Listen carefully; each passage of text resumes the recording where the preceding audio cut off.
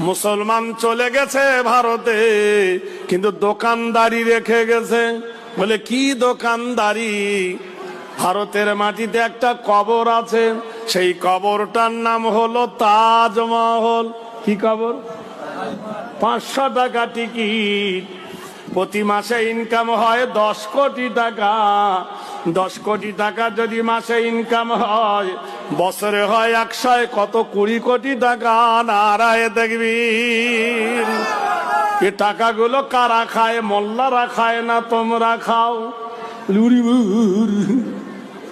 ইয়োরানার মুসলমানদের একটা মিনার আছে, সেই মিনারটার নাম হলো কুতুব মিনার। কুতুবউদ্দিন বখতিয়ার খিজলি দিল্লির মাটিতে। সেই মিনার দেখতে গেলে টিকিট লাগে 40 টাকা। মাসে হয় 2 কোটি টাকা ইনকাম।